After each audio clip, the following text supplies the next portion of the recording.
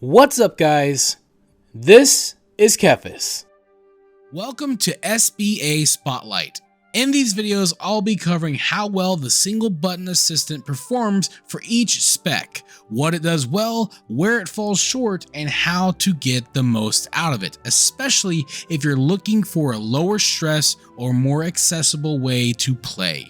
So whether you're here to relax, overcome a limitation, or just see how far one button can take you, I've got you covered. Alright, so let's talk about how Retribution Paladin works with single button assistant.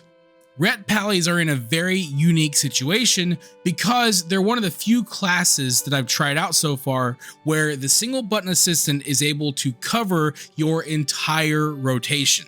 So from an accessibility standpoint, the SBA is handling Retribution Paladins better than pretty much any other spec in the game because of how much it's doing for you.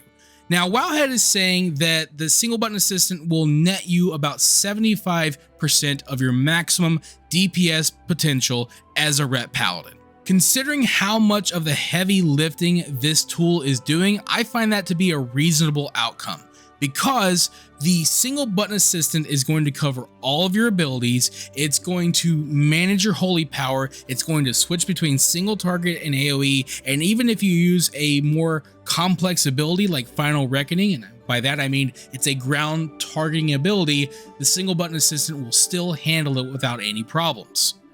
Now, the tooltip doesn't show it, but if you are a Templar, it'll even handle Hammer of Light for you.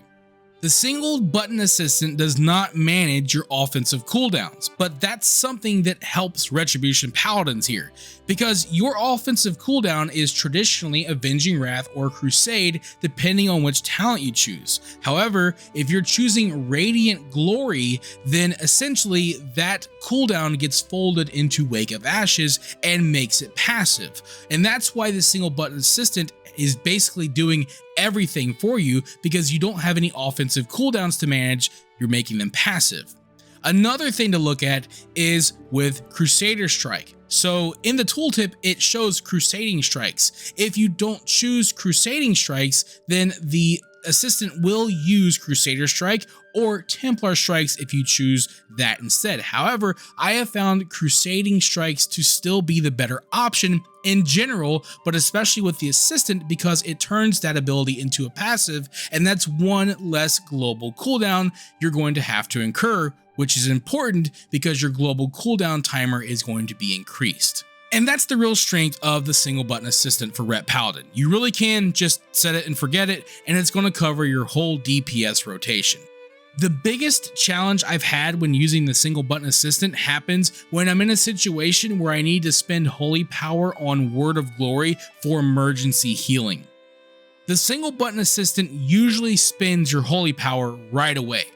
So if I'm in a situation where I need to use Word of Glory, what I do is I just try to track my holy power, and as soon as I have enough, I stop spamming the assistant and use Word of Glory as needed. It's a little weird because I'm not in full control over what the assistant is doing, and I have to be very mindful of how much holy power I have. It can get a little tricky, but this is one of those weird situations where the slightly longer global cooldown increase can help a bit if your reaction time is as bad as mine is, but still it is kind of weird.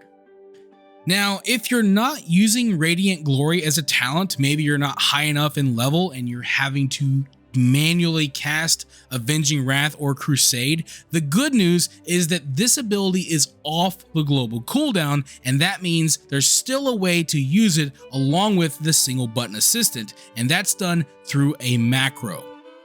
You can find this macro in the description if you need it. It's just a basic default macro, and what it's going to do is it's going to use your single button assistant, and it will also keep Avenging Wrath and any used trinkets that you might have on cooldown, and you won't have to worry about those anymore. Just be mindful of how your trinkets work and make adjustments as needed. So how does it feel to use? It's mostly fine, but I definitely can feel the drag a little bit. I think that because I've played Ret Paladin more than any other class, I'm used to how it feels, and that slight delay is a little bit noticeable for me, but I think that in time I'll get more used to it. One of the areas that I feel like this impacts is with your damage windows. You know, if you're using execution sentence, then it's all about how much damage you can deal in that window. Likewise, if you're using divine hammer, it's all about how much holy power you can spend in that window. And since you're not using as many abilities over time, I feel like this might have an impact on the effectiveness of those abilities, even if it is ever so slightly.